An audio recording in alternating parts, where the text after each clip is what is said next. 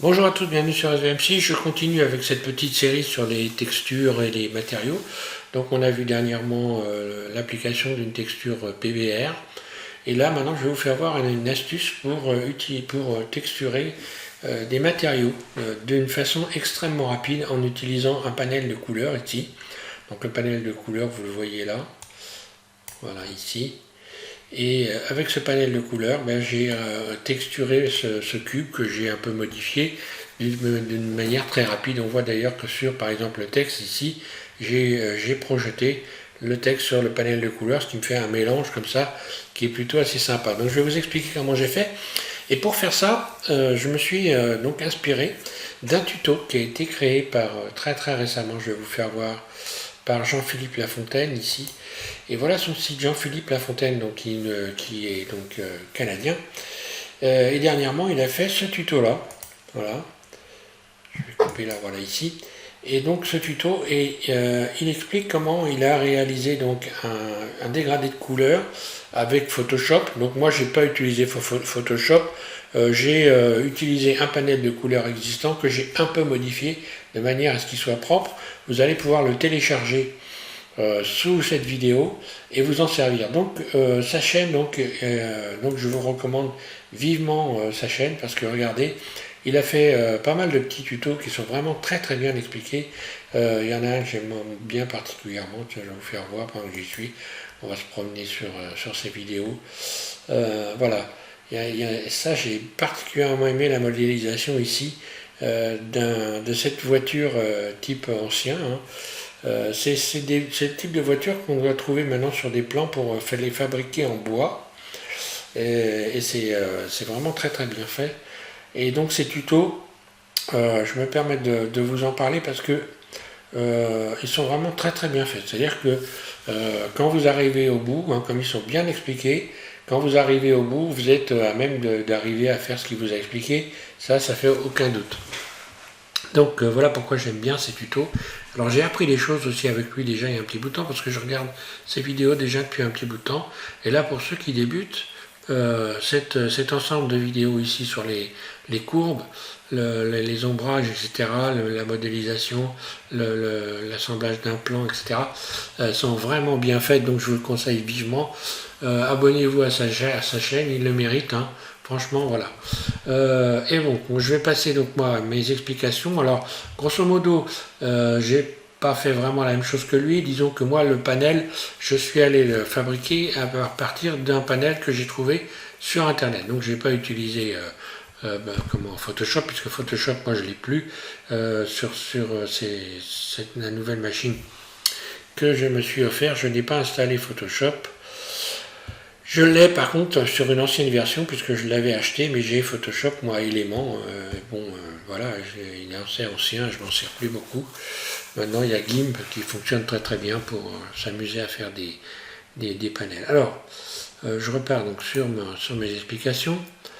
J'ai utilisé donc ce panel que vous voyez ici et je vais vous faire donc la démonstration de ce que j'ai fait pour obtenir ça. Vous voyez par exemple, là j'ai fait un damier très facilement, très rapidement.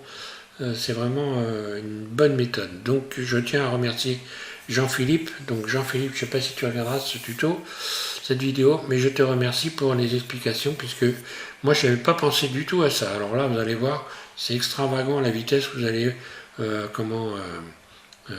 ajouter des matériaux sur un objet quelconque que vous avez modélisé. Pour ceux qui font du dessin, justement, ça peut être très bien. Allez, c'est parti, je vous explique ça. Voilà, je repars une nouvelle fois sur la version 2.90 de Blender. Cette version sur laquelle je vais rester parce que les rendus sont tellement plus rapides qu'avec les anciennes versions. Donc de 2.83, grosso modo, on peut considérer obsolète. Bien que, voilà, elle peut servir encore. Hein. Maintenant, la 90, franchement, c'est incontournable. Alors, je vais rajouter un cube.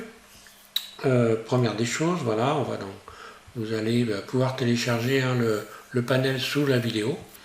Je rajoute un cube, voilà. Ce cube, je vais lui donner donc ici rajouter une texture. Donc je vais faire nouveau. Voilà. Ici, je clique dans la couleur de base, un clic gauche ici sur le point jaune, et je vais chercher une texture d'image. Donc la texture d'image en l'occurrence, Là, ça s'éclaire en noir. Je vais donc cliquer sur ouvrir ici, voilà. Et je vais chercher donc la texture. Donc moi j'ai palette de couleurs, vous voyez, donc il y a toutes ces textures là. Celle-là, donc voilà, je clique dessus, ouvrir. Voilà. Et à partir de là, on voit que le cube s'est coloré dans toutes les couleurs, évidemment, puisque la texture complète s'est appliquée sur le cube. Ça peut servir éventuellement, mais ça ne va pas être le but. Ce qu'on va faire, on va bien texturer chaque face, chaque élément, les uns après les autres. Donc à partir de là, je peux aller dans Vidéo Editing, et je trouve automatiquement la palette de couleurs ici, et puis donc le cube qui a été donc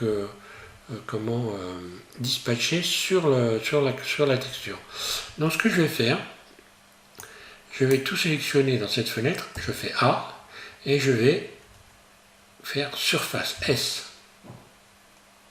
Et je réduis de manière à, alors là on va le voir ici, hein, je vais revenir dans cette fenêtre ici, cliquer sur plutôt cette fois là ici, comme ça on voit tous les matériaux, hein, voilà. Enfin, et je réduis la surface, voilà, et je vais positionner donc l'ensemble G quelque part dans une fenêtre, n'importe où. Hein. Allez, je vais garder ça jaune ici. Et puis ensuite, ben voilà, je n'ai plus qu'à me mettre dans cette fenêtre-là, je vais me mettre en mode face, donc je clique sur le 3 au-dessus de AZERTY, hein, et par exemple, je sélectionne cette face. Donc cette face-là, elle est là, ben, si je veux changer la couleur, ben, je vais faire G, je déplace, et voilà ce que j'obtiens. J'ai changé la couleur. Je sélectionne cette face-là, pareil, G, je vais la mettre en bleu, par exemple, et voilà. Celle du dessous ici. Allez, on va la mettre en rouge. G, par exemple. Puis celle-là. Alors j'aurais pu faire un dégradé de couleur. Hein. Allez, je vais la remettre celle-là en vert, par exemple. Voilà. Donc j'aurais pu faire un dégradé de couleur. Donc maintenant, imaginons par exemple que ce cube, je vais le biseauter, donc je retourne, je sélectionne tout, et je vais faire un CTRL B. Donc là, à partir de là, je peux parfaitement tout de suite appliquer une texture. Donc là, on voit que c'est ce qui est sélectionné ici. Hein. Donc tout est sélectionné, je vais faire juste surface, je réduis. Surface, ben là, j'ai pas besoin d'aller plus loin. G, je vais faire un contour bleu, par exemple. Et voilà, j'ai un contour bleu. Je sélectionne par exemple cette face-là. Je fais une face interne I, et puis elle est là donc, hein, automatiquement. Et puis je vais faire G, je vais la déplacer, on va mettre un bleu, voilà. Et voilà. Alors là, je peux évidemment aller chercher automatiquement dans la couleur ici, rajouter de la brillance. Donc là, je vais laisser spéculaire par exemple. Je vais également rajouter évidemment un fond d'écran, donc une texture comme je vous ai expliqué déjà ultérieurement dans un tuto, ça va être le premier, une texture d'environnement pour le fond, ouvrir. Donc j'ai mes textures ici, je vais prendre celle que j'aime bien moi, une texture studio que j'utilise assez souvent, c'est ces textures là qui sont sympas. Je vais prendre, oui, celle-là, allez, ouvrir. Là. Et puis comme ça, je peux me mettre directement ici en mode rendu, là. Voilà. Et voilà ce que ça donne. Voilà. Voilà, après, bon, bah, par exemple, ici, cette face, je vais faire ce que j'ai fait. Hein. Maintenant, on a des nouveaux outils ici qui sont vraiment super. Donc là, je vais le rentrer, par exemple, sur l'intérieur, puis faire I, puis ressortir sur l'extérieur, et puis, par exemple, sélectionner ça. Donc automatiquement, c'est là. Hein. Je vais faire G, je déplace, je change de couleur. Voilà. Donc là, on voit, là, ça va vraiment très vite. Hein, voilà. Hein. I, forcément, là, la sélection doit être là aussi. Je vais mettre un blanc, G. Voilà. Alors on peut utiliser d'autres types de textures. Par exemple, si je voulais faire un dégradé de couleur ici sur cette face-là, je sélectionne cette face-là. Là, je vais faire plus. Ici, je vais faire plus. Donc, je vais dans matériaux, ici, voilà. Et là, je vais faire plus. Nouveau. Je vais chercher donc texture d'image, encore une fois. Texture d'image, ouvrir.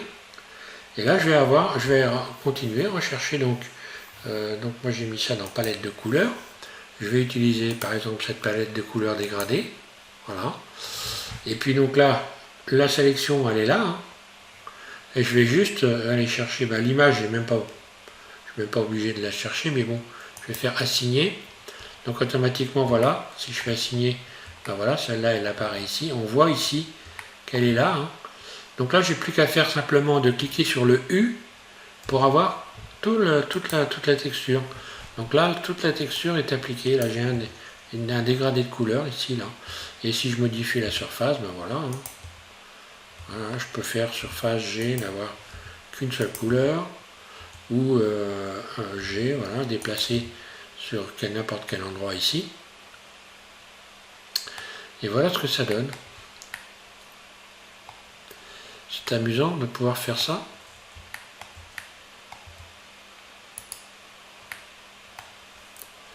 Alors bon, le truc, forcément, je ne peux pas utiliser la sélection ici. Voilà. Le seul inconvénient que ça peut avoir, c'est que si je fais sélectionner ici, bah, ça va me sélectionner tout, évidemment.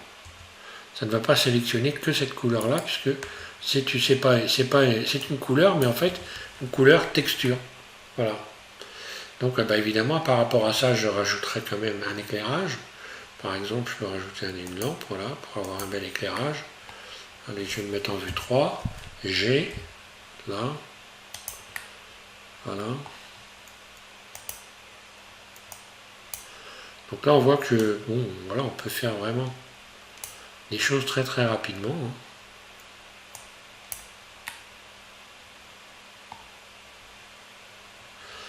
Donc on pourrait se dire, vu la taille des petits carrés, là, on pourrait se dire que finalement, ça se trouve, le rendu, ça va pas être terrible. Bah, on va faire un rendu. Alors par exemple, pour faire un damier, voilà comment j'ai fait, tiens, avant de commencer à faire le rendu, je vais faire un damier. Donc j'ai sélectionné cette face-là. J'ai utilisé ici la subdivision. Donc la subdivision, moi je vous rappelle que j'ai dans le menu des menus favoris. Hein.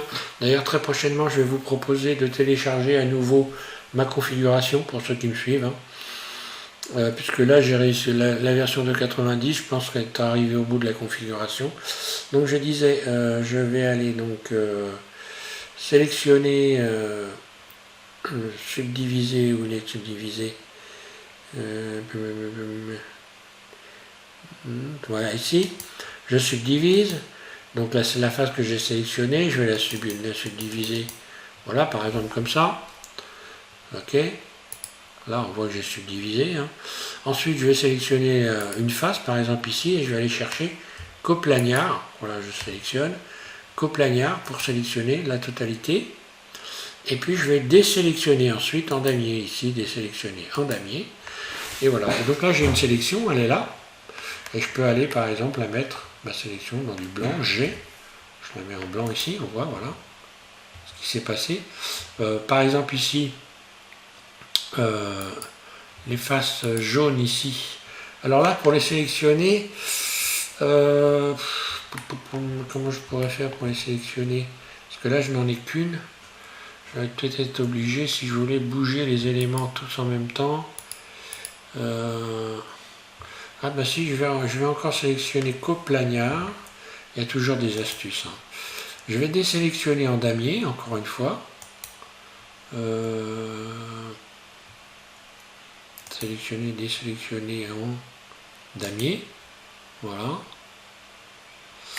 Et donc là, je me retrouve avec ces faces-là qui sont sélectionnées. Et je vais retourner dans sélectionner. Et je vais inverser la sélection. Sélectionner un nettoyeur, sélectionner Inverser, où es-tu? Voilà, inverser la sélection ici.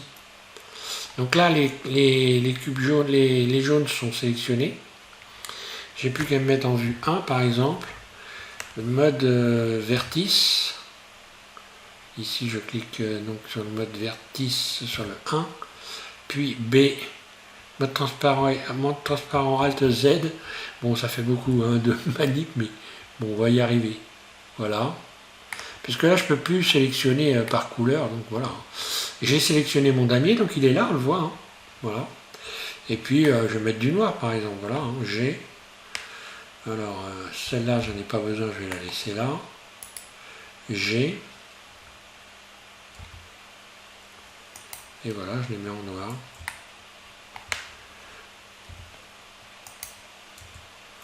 Et j'ai un damier noir, enfin pas noir, bleu là. Voilà.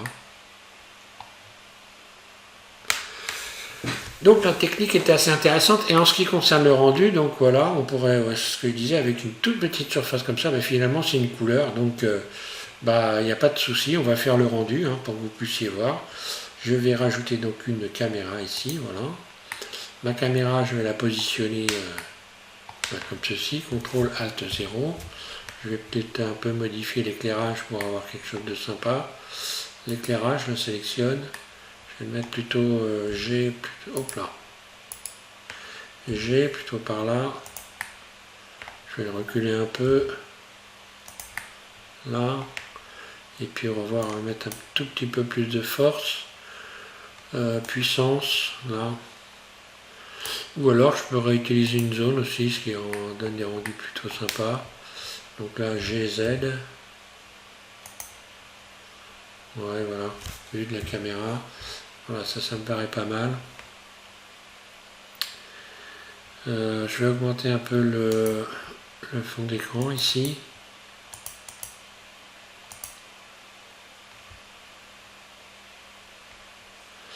Et je vais faire un F12. Là. Donc le F12, alors je suis bien dans le mode cycle, hein, ici, donc vous voyez que c'est très rapide. J'utilise donc Optics, hein, ici, pour le rendu, j'utilise donc Optics et voilà.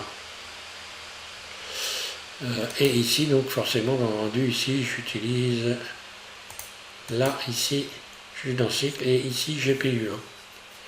Surtout GPU. Après, on peut, j'aurais pu rajouter, en allant ici, donc dans le monde, l'occlusion.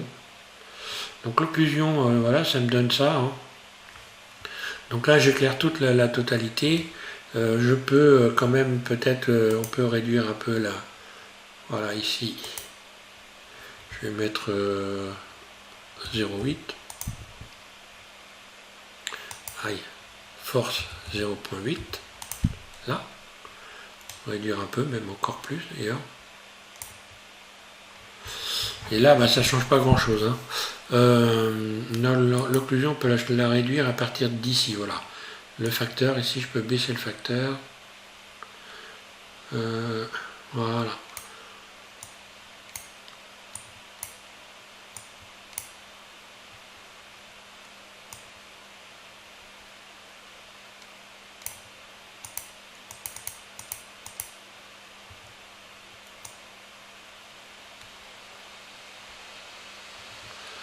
Voilà, après on peut s'amuser avec tout ça. Hein.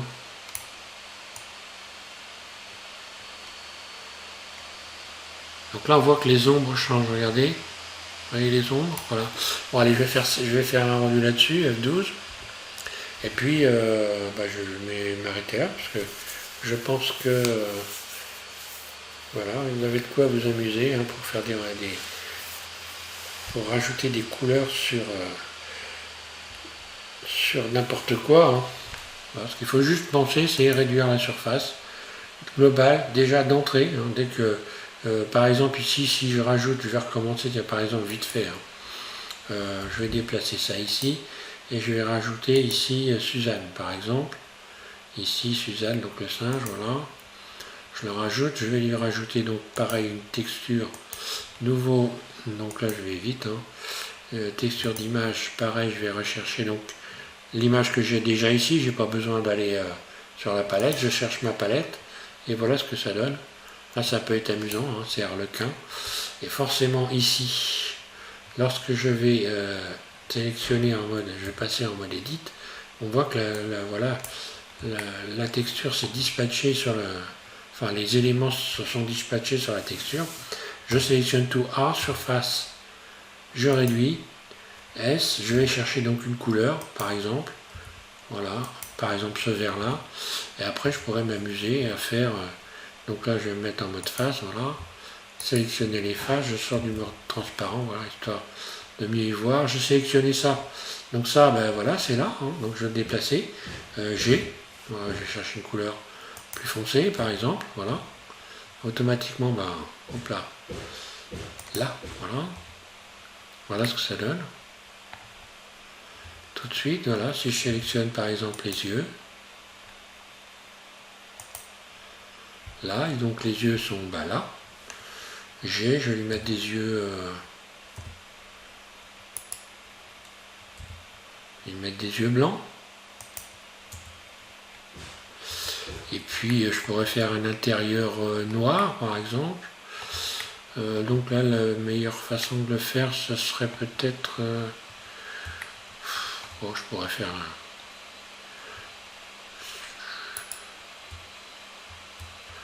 Allez, peu importe, là je vais faire un... Je sélectionne ces petits triangles là, que je déplace, que je vais mettre G ici, là. Puis je sélectionne ici ça.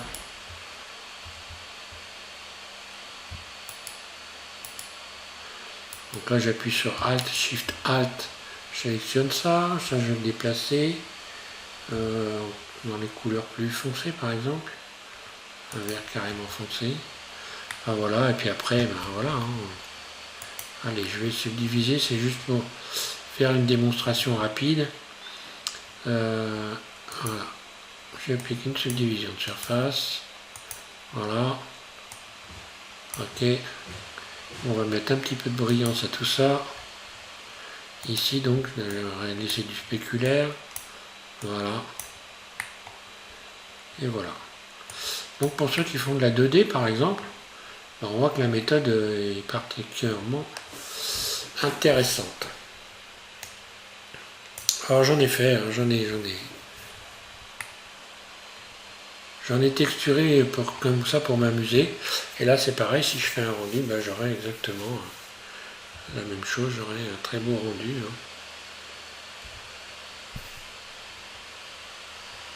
Donc là je ne l'ai pas adouci, mais si je zoome dessus, hein, et j'ai enregistré donc des images, hein, je vais vous les faire voir. Vous allez voir que quand on zoome dessus, elles sont nickel. Hein. Voilà par exemple une image, un rendu d'image, hein, et voilà, je zoome dessus et voilà, j'ai une définition qui est superbe. Ça pixelise pas, franchement voilà.